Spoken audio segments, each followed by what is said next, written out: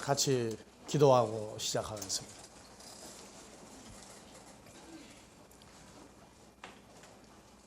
아버지 하나님의 살아 계시다 함은 왔다가 떠나야 되는 인생들에게는 무의미하고 무가치한 말인지도 모릅니다. 우리가 혈과 육에 속하여 하나님을 알지 못할 때 혈과 육에 속한 인간으로서 인간에 속한 것에 취하고 사람의 것으로 좋아하여 하나님을 알지 못하다가 우리 주 예수 그리스도로 말미암아 이제 주 안에서 아버지 하나님을 찬양하게 하시고 아버지 하나님의 영원하심과 아버지 하나님의 긍휼하심이 우리를 인도하여 오늘 이 자리에 이르게 된 것을 우리는 깨닫게 되고 또한 감사할 수 있는 시간들이 이 시간을 통해서도 예비되어 있음을 감사드립니다. 오늘 이 시간에도 말씀이 증거되며 대언될 때에 아버지의 말씀이 그리스도를 통하여 대언하는 역사가 사람의 시간과 역사를 따르지 아니하시고 아버지 하나님의 생각과 말씀을 따라서 이 시간에도 이루게 하여 주시옵소서. 모인 자들과 전하시는 아버지 하나님의 말씀이 그리스도 예수 안에서 한 마음 가운데에서 녹아지게 하시고 이 세대에 우리의 존재를 깨달아 아버지의 뜻을 전파할 수 있는 그리스도의 사신이 되고 하나님의 아들로서의 사역 가운데 우리에게 기쁨이 있게 하심을 아버지 앞에서 감사하게 하여 주시옵소서. 이제 주께서 2000여 년 전에 인간의 시간과 공간을 떠나서 하신 말씀이 이제 이 시간에도 현실로서 이루게 하시고 우리로 이제 현재라는 사건 가운데에서 듣게 하여 주실 수 있도록 우리에게는 모든 것을 허락하시고 보는 눈과 듣는 귀와 깨닫는 마음을 열어주셔서 함께 할 수 있도록 아버지 앞에 감사가 되도록 마음의 문을 활짝 열어주셔서 아버지 하나님의 구원사역과 그리스도를 통한 아들들의 나타남이 어떠한 세계인가를 보고 듣고 깨달을 수 있도록 인도하여 주시옵소서. 나아가서 전파할 때 아버지의 나라가 창대케 하여 주시옵소서. 그리스도 예수의 이름으로 기도합니다.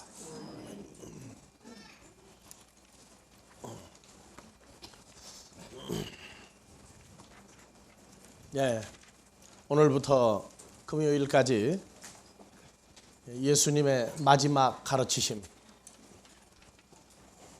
2000여 년 전에 주께서 제자들을 예루살렘에 불러 모아 놓으시고 그리고 그 마지막 사역을 하시면서 2000여 년 전에 일어날 사건들도 있었지만은 마지막 때에 하나님께로 태어나진 바 된 하나님의 자녀들을 향하신 하나님의 계획과 그리고 그리스도의 다시 나타나시는 사건에 대한 분명한 사건을 우리에게 깨닫게 하셔서 왜 이 시대에 처음으로 나타나지 아니하시고 왜 2000여 년 전에 굳이 먼저 나타나셔야만 됐느냐 하는 그러한 문제에 대해서 우리가 알므로 인해서 시간은 2000여 년 세월이 지났지만 하나님의 나라에서의 시간은 사람들이 생각하는 시간과 달라서 항상 존재하시는 하나님의 입장에서 볼 때 예수님의 마지막 가르치심이 우리에게 적용될 때에는 현재 시제로 적용이 된다는 것을 여러분들이 깨달을 수 있기를 주의 은혜 가운데서 바랍니다. 오늘 찬양하고 크로마 합주단 보니까 이쁘죠? 예쁘죠? 혼자 한 것이 아니에요. 어떻게 했어요? 연합해서 한 겁니다. 연합해서. 하나님의 나라도 우리가 한 사람 한 사람이 그리스도 안에서 연합이 될 때에 아름다운 소리와 아름다운 복음이 생명 가운데 태동해서 생명으로 창대케 하는 역사가 있습니다. 자, 본론으로 들어갑시다. 여러분들 다 받으셨죠? 한 권씩? 받으셨는데 제목은 예수님의 마지막 가르치심입니다. 그리고 뒤에 가면은 부록이 있습니다. 부록. 거기에 보면 예수에 대해서 나와 있습니다. 페이지가 31페이지죠. 31페이지에 보면 부록이 나와 있습니다.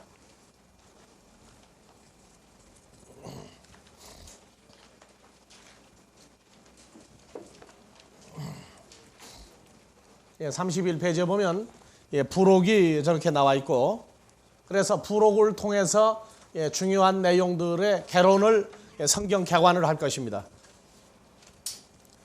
그래서 부록을 찾으라고 항상 31페이지 이후에서 찾기를 바라십니다. 그리고 이 내용은 표지에도 나와 있지만은 요한복음 13장에서 17장 사건을 다룬 것입니다.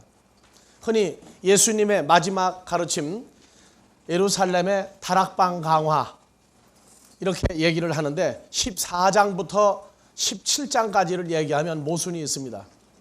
13장부터 얘기를 해야 정확한 예수님의 다락방 강화가 됩니다. 그래서 우리는 13장부터 전개를 해나갑니다. 그리고 한 페이지 넘기시면 목차가 나옵니다. 목차. 처음에 서론, 두 번째 예수 그리스도에 대해서 보혜사 성령까지 같이 넣습니다. 세 번째 마귀에 대하여, 네 번째 하나님의 집에 대하여, 다섯 번째 평안에 대하여, 여섯 번째 포도나무에 대하여, 일곱 번째 다 같이 내가 떠나가는 것이 너에게 유익이라, 여덟 번째 의에 대하여, 아홉 번째 죄에 대하여, 열 번째 심판에 대하여, 열한 번째 하나됨에 대하여 하는 이러한 내용을 주제로 가지고 여러분들과 말씀을 나누고자 합니다. 그래서 이번에는 1페이지를 여러분들이 열어보시면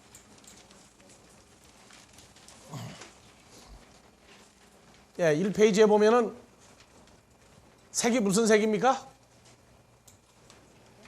무슨 색이에요? 1페이지 보니까? 예? 흰색이에요? 검은색이에요? 모르면은 흰색이거나 검은색이 됩니다. 한글 성경이 나오게 된 배경이 지금 여 위에 나와 있는 요 부분들이 바로 헬라어를 통해서 기록된 2000여 년 전에 기록된 헬라어입니다. 구약은 히브리어로 유대인들이 쓰는 언어로, 이 헬라어는 그리스도인들이 2000여 년 전에 쓰던 언어입니다. 지금은 이 단어가 안 맞는 단어들이 많이 있습니다. 관사라든가 이러한 중요 명사는 별로 안 변했지만은 동사라든가 일반적인 형용사는 오늘날 그리스에 가서 쓰려고 그러면은 옛날 2000년 전에 사람이 왔는가 보다 하고 놀라서 도망갈 테니까 그리스에 가서는 이 단어를 쓰지 마십시오. 그래서 여러분들에게 이 헬라어를 읽을 수 있게끔 요 밑에 지금 요 바로 밑에 부분들은 발음입니다. 한번 읽어봅시다. 프로, 데, 테스, 헤오로테스, 투, 파스카. 그래서 6월절은 뭐냐면 테스, 헤오로테스, 투, 파스카입니다. 그게 6월절입니다. 그래서 밑에는 전자는 전치사를 얘기해주고 있고, 접자는 접속사를 얘기해주고 있고, 관자는 관사를 얘기하는데 뒤에 소자는 황손이 염소가 아니고 소유격입니다. 그 다음에 여성 단수입니다. 그 다음에 헤오로테스는 명사의 소자가 뭐라고 그랬어요?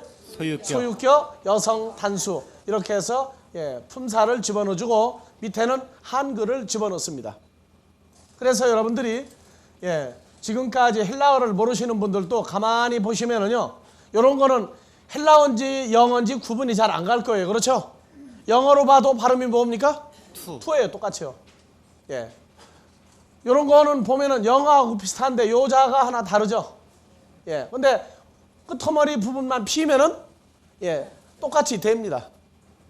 그리고 이런 것들도 보면은요, 그냥 영어로도 프로로 읽을 수 있어요. 왜냐하면은 수학 시간에 파이를 배운 사람들은 뭔가가 많이 본 글자들이다 하고 얘기를 합니다.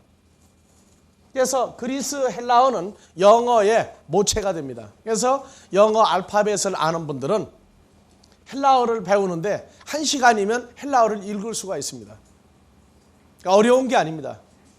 우리 아델포스 교회는 집사라고 이름이 붙으면 6개월 이내에 헬라어 성경을 보고 읽지 못하면 여기서는 뭔가 좀 이상하다 그럽니다.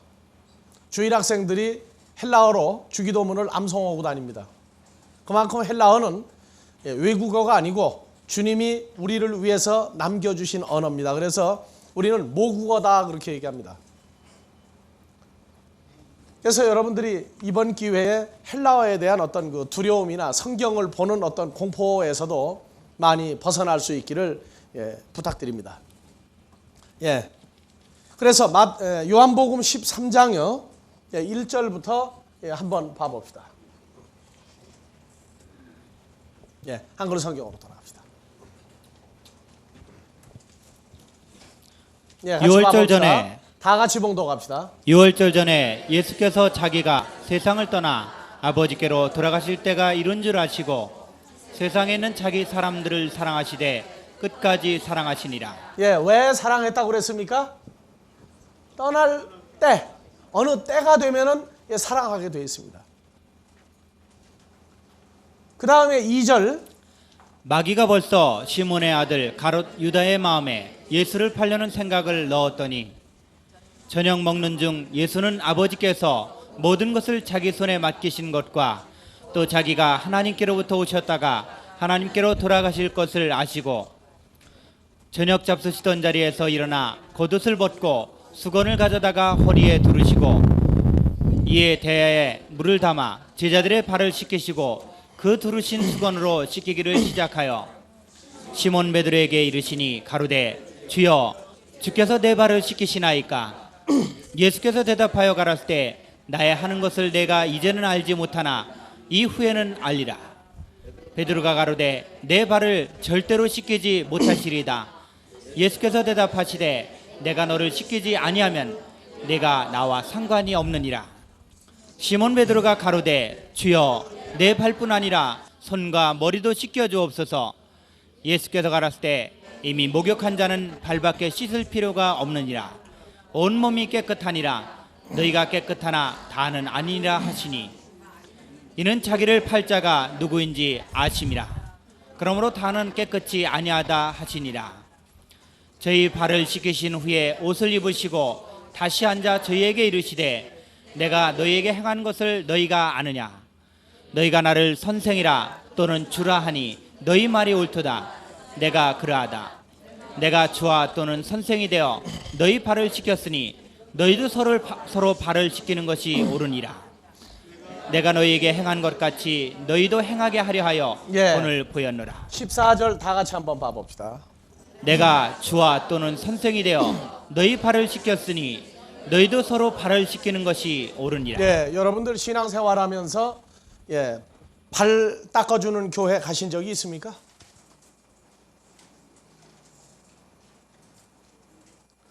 목사님이 성도들 발 닦아주는 교회 보신 분 그러면 있어요?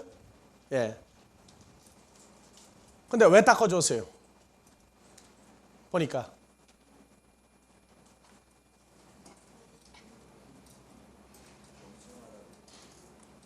겸손하라고요. 예.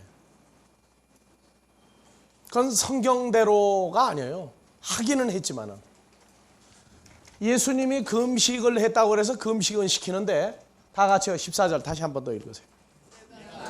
주와 또는 선생이 되어 너희 발을 씻겼으니 너희도 서로 발을 씻기는 것이 옳으니라. 15절 내가 너희에게 행한 것 같이 너희도 행하게 하려 하여 본을 보였노라. 예. 그러면 발 닦아줘야 할 거 아니에요. 전부 다. 근데 이상하게 저 구절 가면은 읽기는 하는데 발은 안 닦아주고 지나가요. 어때요? 이번에 발 닦아주는 행사를 한번 할까요? 나를 한번 잡을까요 그러면? 한꺼번에 많으면 매일 몇 사람씩 발을 닦아줄 거예요 그러면? 여러분들 성경을 모르면은요 그저 가르쳐주면 그게 옳은가 보다 하고 따라갑니다. 근데 내가 몰라도 은혜를 베푸는 사람을 만나면 사는 방법이 있지만 사람을 잘못 만나면 나는 좋은데 망할 수가 있어요. 성경을 안 가르쳐줘도 망하지만 잘못 가르쳐줘도 망합니다. 한국의 몇몇 교회는 몇 년에 한 번씩 발 닦아주는 교회가 있어요. 정말. 외국에도 그런 교회가 몇 개 있습니다. 근데 문제는 발을 왜 닦아주는지에 대해서 성경대로 하고 있느냐 하는 얘기입니다. 자, 더 읽읍시다. 다음에 16절 다 같이 봉독하세요. 내가 진실로 진실로 너희에게 이르노니 종이 상전보다 크지 못하고 보냄을 받은 자가 보낸 자보다 크지 못하니 너희가 이것을 알고 행하면 복이 17절 있으리라. 다 같이요. 너희가 이것을 알고 행하면 복이 있으리라. 그러면은 저걸 행하면 복 받는 사람이 되죠. 그 좋은 복을 받으려고 왜 발을 안 닦아줍니까? 여러분들도 누가 발만 닦아주면 복 있는 사람이 되는데 왜 발 닦아달라고 한 번도 얘기를 안 합니까? 그래서 18절 다 읽읍시다. 내가 너희를 다 가리켜 말하는 것이 아니라 내가 나의 택한 자들이 누구인지 알미라. 그러나 내 떡을 먹는 자가 내게 발꿈치를 들었다는 성경을 응하게 하려는 것이다. 그래서 발을 닦아 주었어도 11 제자는 복이 있지만 한 명 가룟 유다는 복이 없는 사람이 되어버렸어요. 저 발 닦아주는 사건을 통해서 최종적으로 가지고 있던 복이 변하여 화가 된 사람입니다. 발을 안 닦아주었더라면 가룟 유다가 좀 더 주님과 함께 있는 길이 있었는데 저 발 닦아준 사건 때문에 가룟 유다는 주님을 떠나야 될 수밖에 없는 사건이 벌어졌어요. 다음에 19절. 지금부터 일이 이루기 전에 미리 너희에게 이름은 일이 이룰 때 내가 그인 줄 너희로 믿게 하려 함이로라. 20절. 내가 진실로 진실로 너희에게 이르노니 나의 보낸 자를 영접하는 자는 나를 영접하는 것이요 나를 영접하는 자는 나를 보내신 이를 영접하는 것이니라. 21절. 예수께서 이 말씀을 하시고 심령에 민망하여 증거하여 가라을 때 내가 진실로 진실로 너희에게 이르노니 너희 중 하나가 나를 팔리라 하시니 제자들이 서로 보며 네게 대하여 말씀하시는지 의심하더라. 예수의 제자 중 하나 곧 그의 사랑하시는 자가 예수의 품에 의지하여 누웠는지라. 시몬 베드로가 머리짓을 하여 말하되 말씀하신 자가 누구인지 말하라 한데 그가 예수의 가슴에 그대로 의지하여 말하되 주여 누구오니까. 예수께서 대답하시되 내가 한 조각을 찍어다가 주는 자가 그니라 하시고 곧 한 조각을 찍으셔다가 가롯 시몬의 아들 유다를 주시니 조각을 받은 후 곧 사단이 그 속에 들어간지라. 이에 예수께서 유다에게 이르시되 내 하는 일을 속히 하라 하시니 이 말씀을 무슨 뜻으로 하셨는지 그 앉은 자 중에 아는 이가 없고 어떤 이들은 유다가 돈꾀를 맡았으므로 명절에 우리의 쓸 물건을 사라 하시는지 혹 가난한 자들에게 무엇을 주라 하신 줄로 생각하더라. 30절 다 같이. 유다가 그 조각을 받고 곧 나가니 밤이러라. 그래서 예수님이 가룟 유다와 함께 11명 제자 12제자에게 행한 것이 있고 그리고 가룟 유다를 내보내고 11제자에게만 허락한 사건이 있습니다. 그래서 요한복음 13장 30절까지가 성경에서는 13달이라고 얘기합니다. 우리는 12달이 아니고 13월에 30일이다 그래요.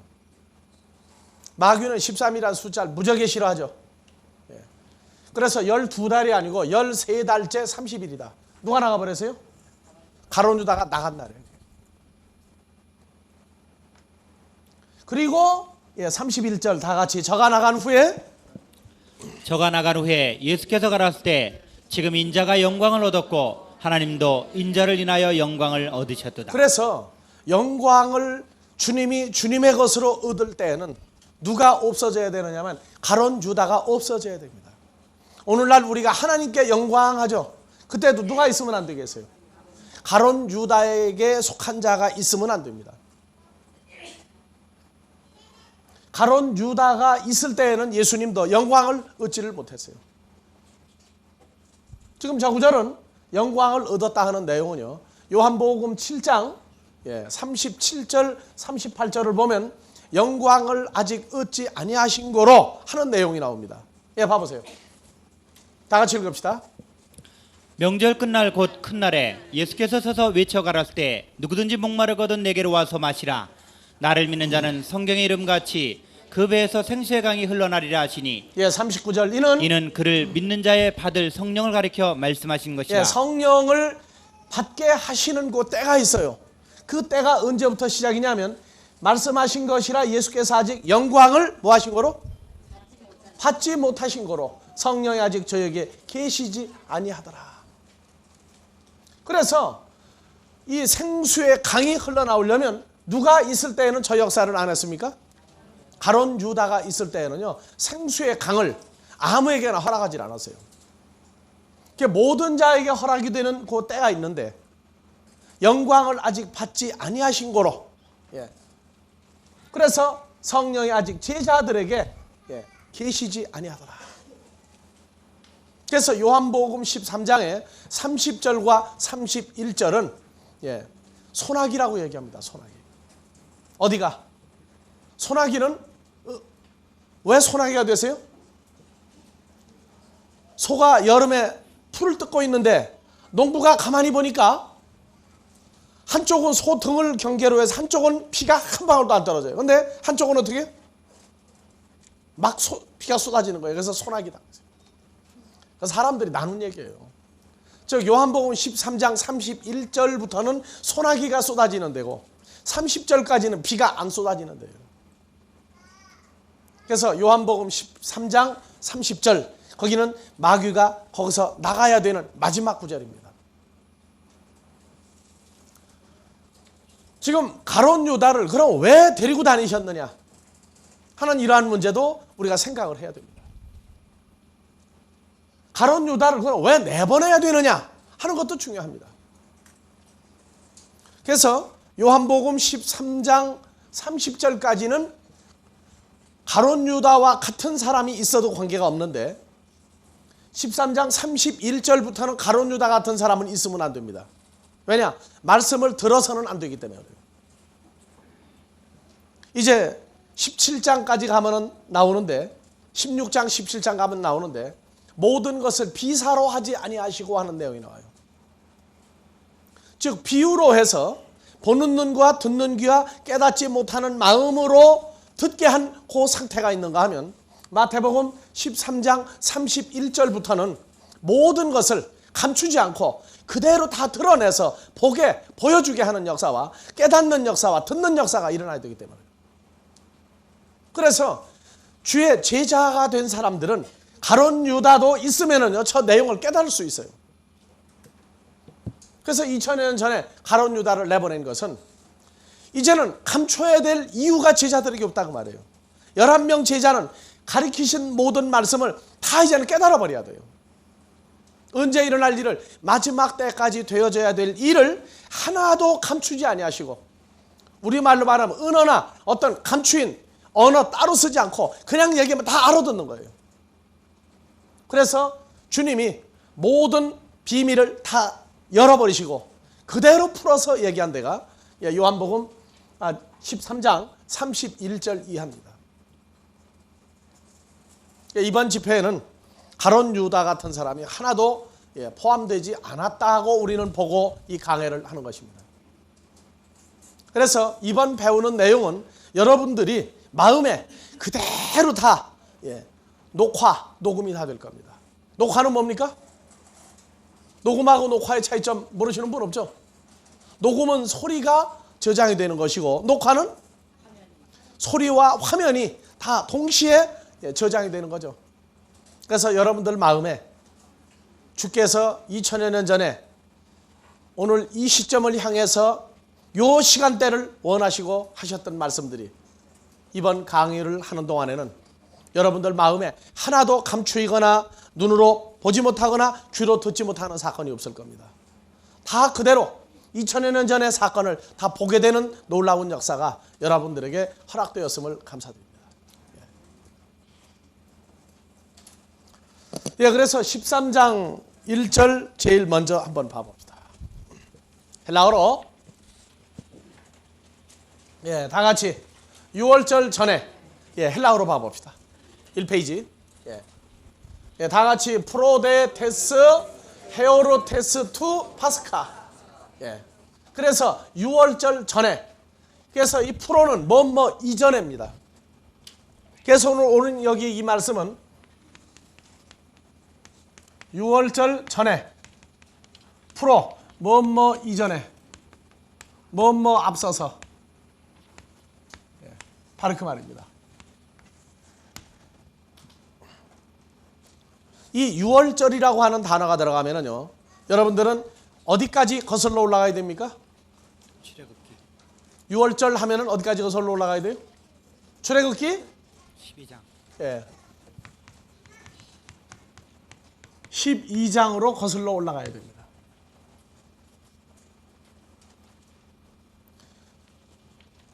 왜냐하면은 출애굽할 때 출애굽기 12장에서 6월절은 이스라엘 백성들이 애굽에서 어디로? 광야를 거쳐서 가나안으로 출발하는 시작. 애굽을 뭘로 했느냐? 출애굽기 12장 6월절 행사로부터 시작이 됐습니다. 그래서 이 6월절, 즉 애굽은 어디를 얘기하면 세상을 얘기합니다.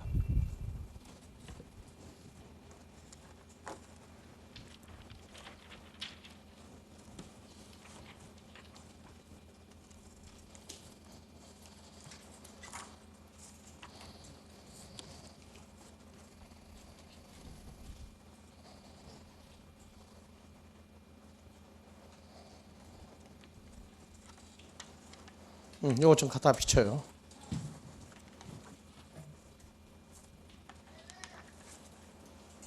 예.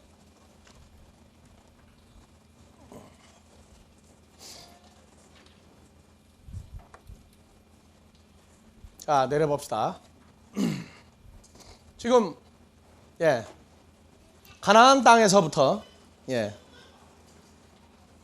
사해바다고 그래서 지금 광야가 지금 여기 나옵니다. 광야가 여기 나오고 그 다음에 애굽이 이쪽에 있습니다. 홍해바다가 이쪽에 있고 그래서 고센 땅에서부터 이들이 출발을 해서 나오기 전에 이 애굽을 뭐라고 얘기하냐면 오늘날 교회로 나오기 이전에 세상을 애굽이라고 합니다. 그 다음에 이 광야는 뭘 얘기하느냐 하면은 교회를 얘기합니다. 교회 나왔다 그 말입니다. 오늘날 교회를 하나님 나라의 마지막으로 자꾸들 생각하는데 아닙니다. 이 교회는 어디를 가야 됩니까? 가나안 땅을 들어가도록 하기 위해서 준비하는 장소입니다. 그래서 광야교회는 가나안에 가지 못하고 광야에서 죽어버려야 될 사람과 아니면 살아나서 가나안 땅을 들어가는 두 종류의 사람이 나와야 됩니다. 그래서 지금 이 애굽에서 이스라엘 백성들이 출발하기 전에 출애굽 사건 허락하기 전에 출애굽기 12장 한번 읽어보십니다.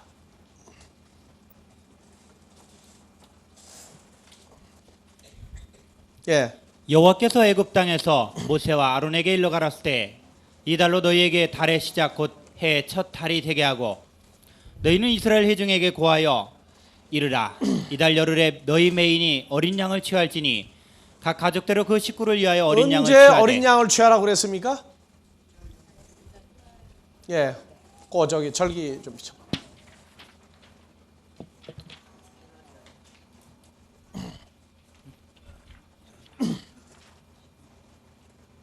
지금 이 내용이 이스라엘의 절기 표시입니다. 달입니다. 요 일자가 써 있는데 2자 써 있는데 3자 써 있는데 4자 써 있는데 요거는 달입니다. 달. 몇 월 달, 몇 월 달. 그래서 이스라엘 절기의 1월 14일 날이 6월절이 시작되는 날입니다. 그 다음에 1월 15일이 무교절이고 1월 16일 가나안 땅에 처음 들어갔을 때가 16일입니다. 그래서 6월절이 성경에 몇 번 있느냐 하면 두 번 있습니다. 2월 14일 날 한 번 더 있습니다. 6월절이. 왜 한 번 더 있느냐 하면 6월절 행사에 참여하는 사람은 부정한 것을 만지거나 자기가 부정한 사람이 되면 또는 여행 중에 참석을 못한 사람은 반드시 다시 정결하게 하고 그리고 여행을 끝나고 6월절 행사에 반드시 참여를 해야 됩니다.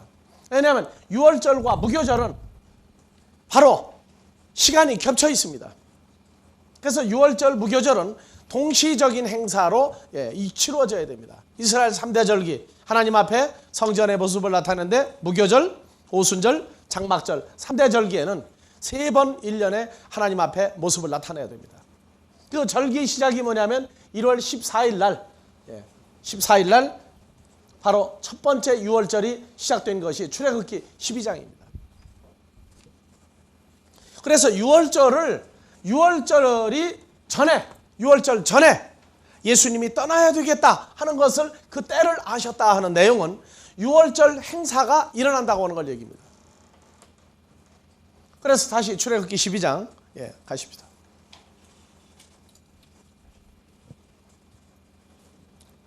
3절 다 같이요. 너희는 이스라엘 회중에게 고하여 이르라. 이달 열흘에 너희 이달 매인이 열흘이면 무슨 달입니까?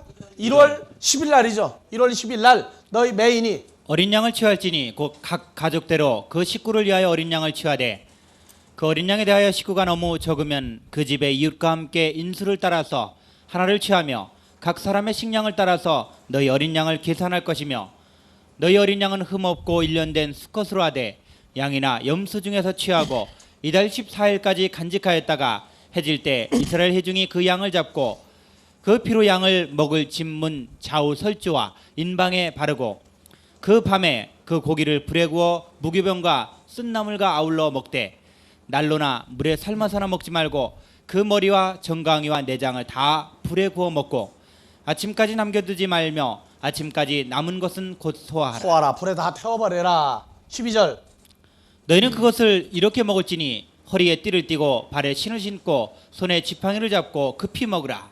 이것이 여호와의 유월절이니라. 자, 그러면은 먹은 시간은 몇 시입니까? 그러면 양 고기를 먹은 시간은 몇 시예요?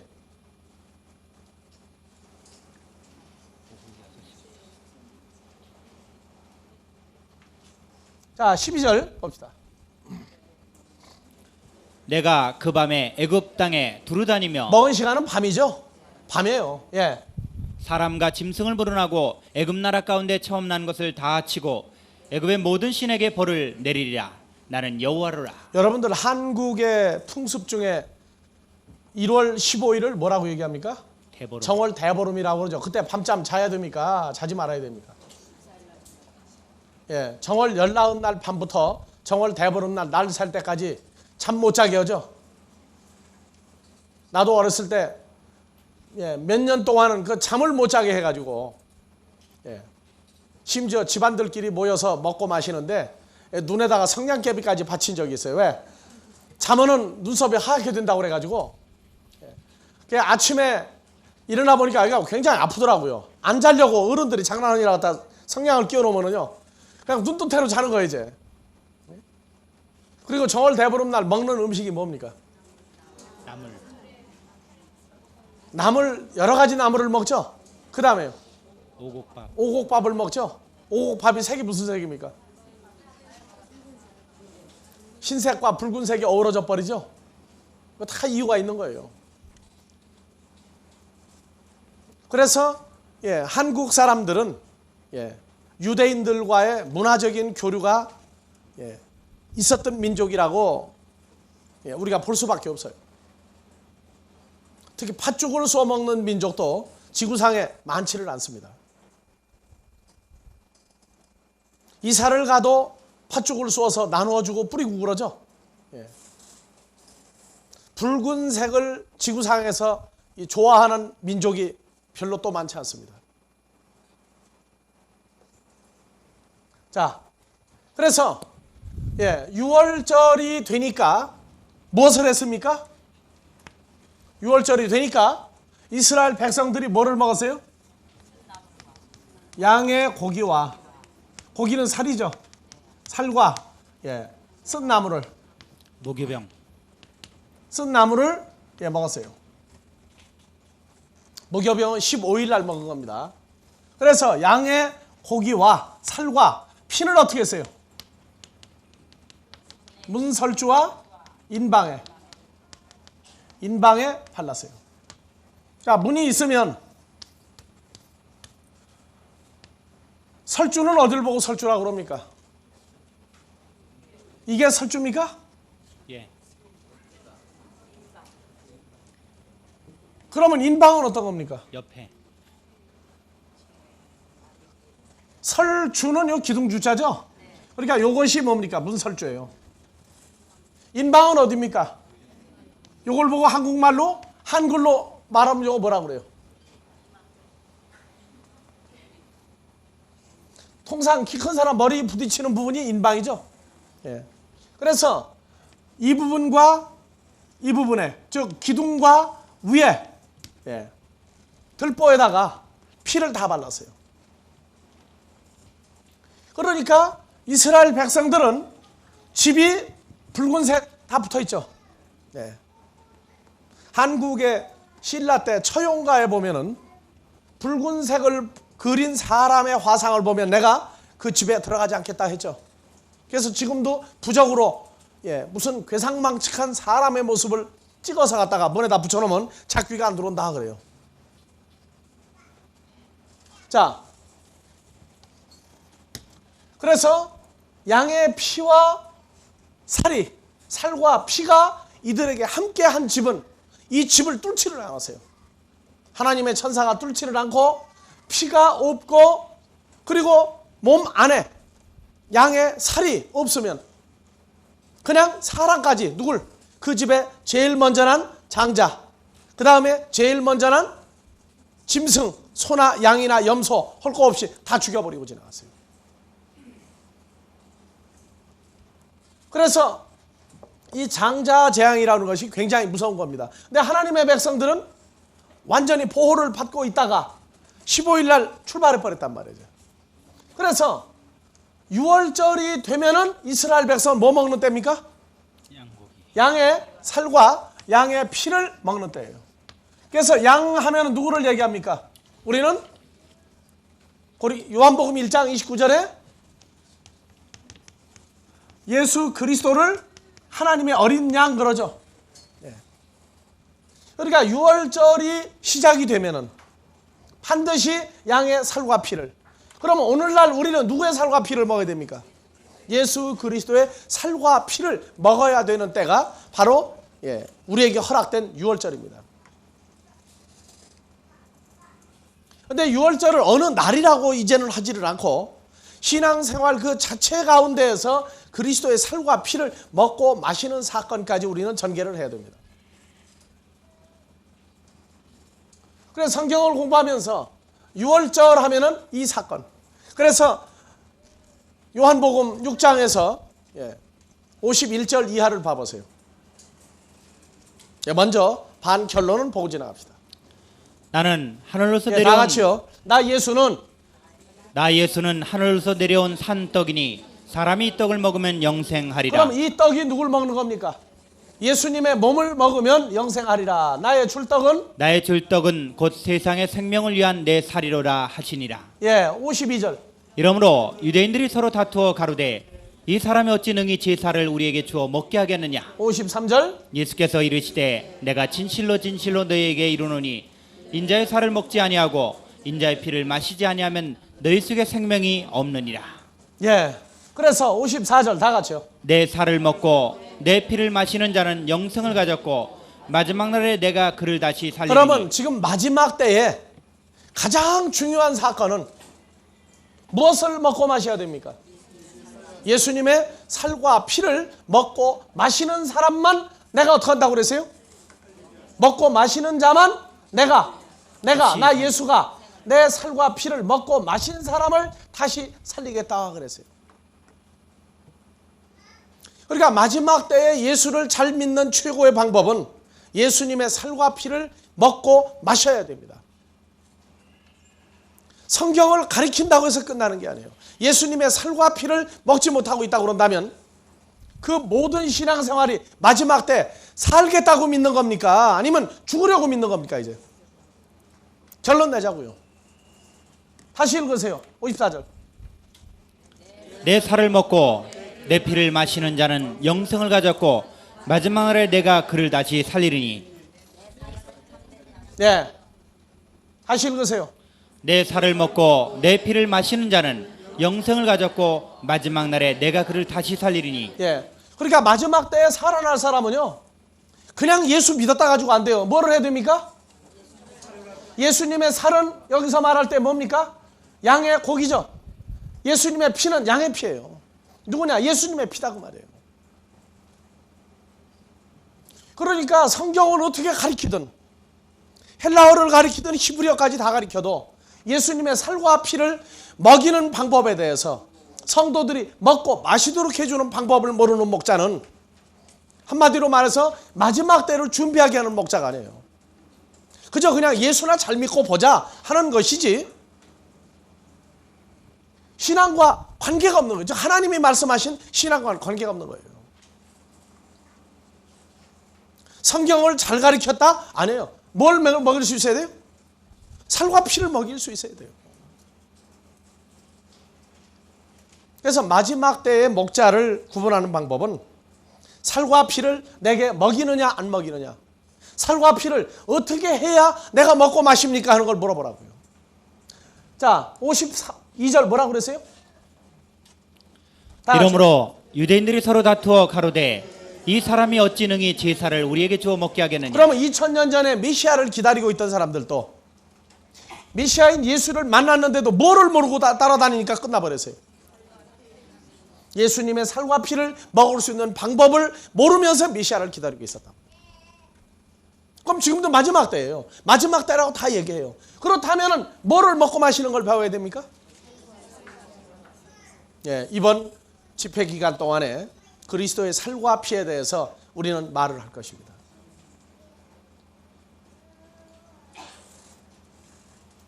이제는요, 교회가 잘 되느냐 안 되느냐, 사람이 많이 모이느냐 적게 모이느냐, 그게 중요한 게 아니에요. 성경대로 이루어져가는 교회냐 아니냐는 것입니다. 가장 중요한 건 그거예요. 내 마음에 흡족하다? 아, 내 기분 좋게 해준다? 그거 소용없어요. 자, 그래서 우리는 예수에 대해서 기본적인 공부를 우리는 해야 됩니다.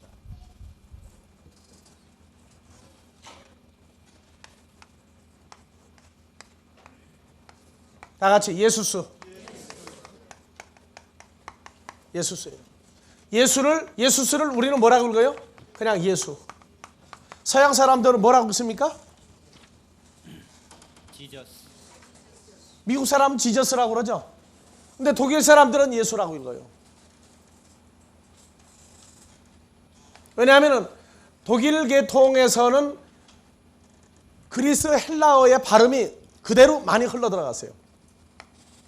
그런데 영국의 앵글로색슨족, 영국 사람들을 중심으로 해가지고 나간 사람들은 예수라고 하지 않고 지저스라고 말합니다. 왜냐하면 예수를 쓸 때 I자를 안 쓰고 어떻게 씁니까? J자를 쓰죠. 그래서 지저스라고 읽어요. 이건 자기들 문화권에 의해서 바꾼 거예요. 근데 우리는 또 희한하게도 J자를 뭐라고 읽어요? 예수. J자로 써놨어도 또 예수라고 있거든요.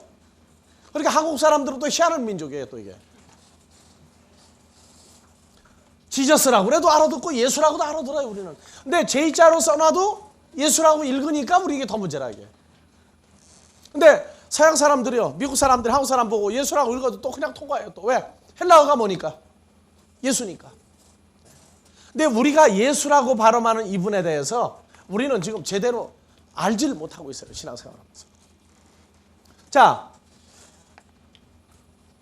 당신은 종교가 뭡니까? 그러니까 우리는 나가면 뭐라고 그럽니까? 크리스찬이다. 또 누굴 믿느냐? 예수 믿는다고. 예수 왜 믿습니까? 예수 왜 믿어요? 아, 영생은 뭐 공짜로 얻는 거예요? 영생을 얻겠다고 예수를 먼저 믿는다고 그러면 절간에 가서 새우젓 먹고 있는 사람이에요. 자, 예수라고 하는 이름은 마태복음 1장 21절에 나왔죠? 예. 예수 왜 믿느냐?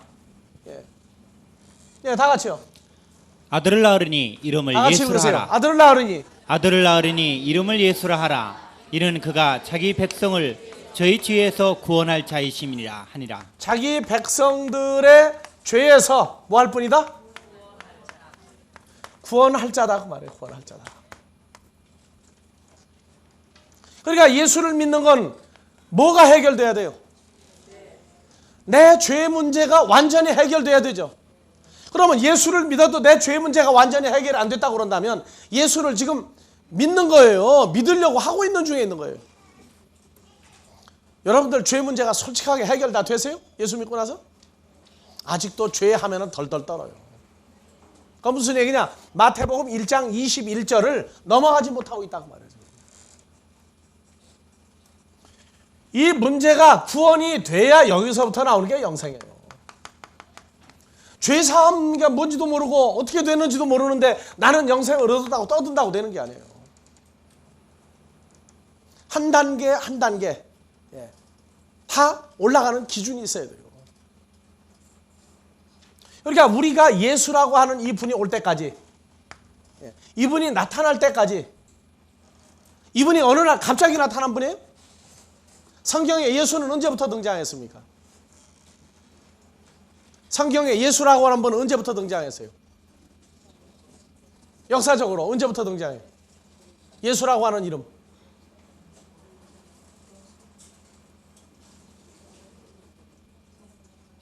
막상 또 물으면 대답하면 틀릴까 봐 또 가만히 앉았어요. 늘. 성경에 예수님 언제부터 등장해요? 아니 예수라고 하는 이름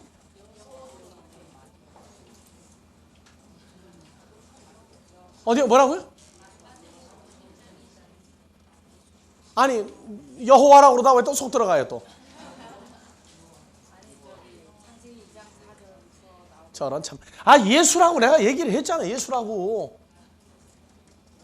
예수라고 하는 글자를 가지고 이 문자를 쓴 분이 성경에 언제부터 등장했느냐 그 말이에요.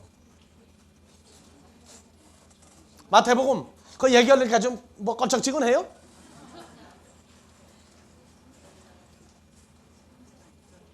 어디요? 마태복음 1장 1절에 등장해요? 그 마태복음 1장 1절이 맞습니까? 아닙니까? 자, 1장 1절 한번 보여봐봐요.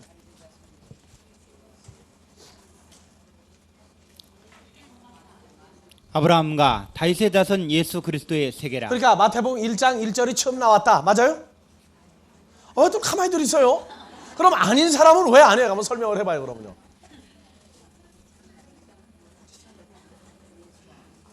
이거 누가 들으면 지금 아마 앞으로 이 테이블 듣는 사람은 이 사람 도대체 무슨 소리를 하고 앉았느냐. 마태복음 1장 1절 맞지 않느냐 할 거야 아마. 예수라고 하는 이름은. 아니 예수라고 쓴 게 언제 나오느냐는데 왜 자꾸 언제부터 등장해요?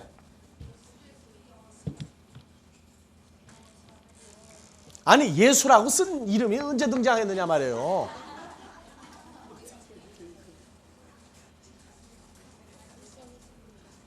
자, 뭔가 좀 이상하긴 이상하다. 예. 자, 31페이지 비춰봐봐요.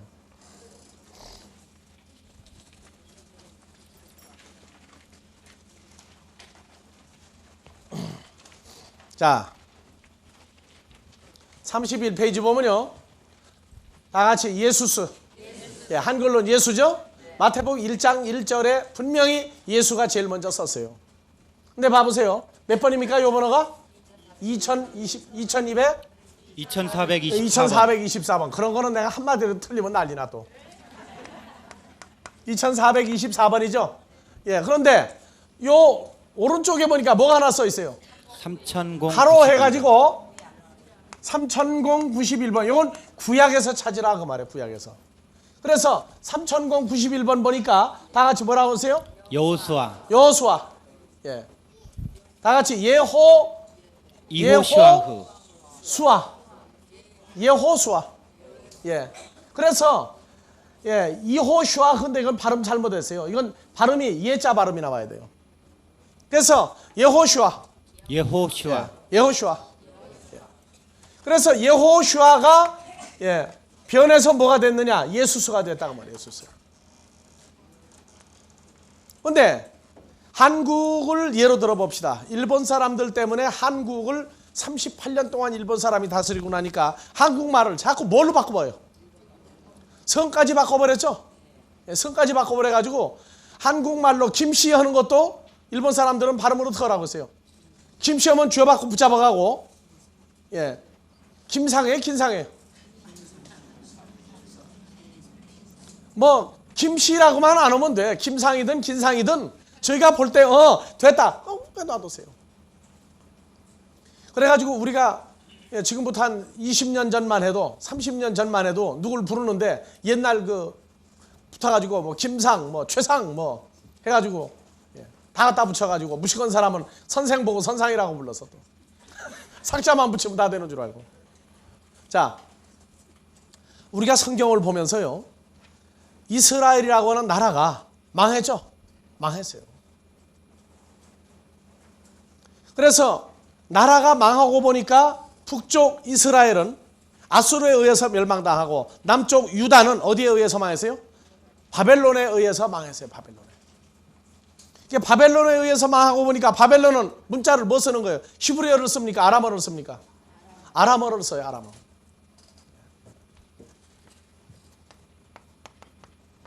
바벨론은 아람어를 써요. 아람어. 유대인은 어느 나라 언어를 쓰고요? 히브리어를 쓰고. 그래서 신약 성경에 아람어가 가끔 나오죠.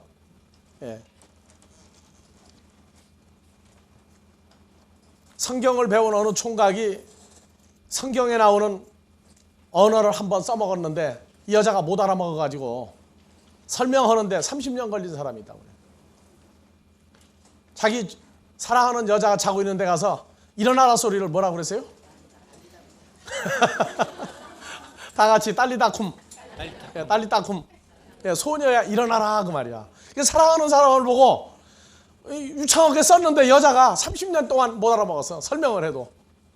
교회를 언제 나갔다는 얘기예요. 그러니까 30년 후에 교회를 나가고 나서야 자기를 보고 한 소리가 주님이 사랑하는 죽은 자를 살리는 역사 가운데 발음했구나 하고 알았다고 그래요.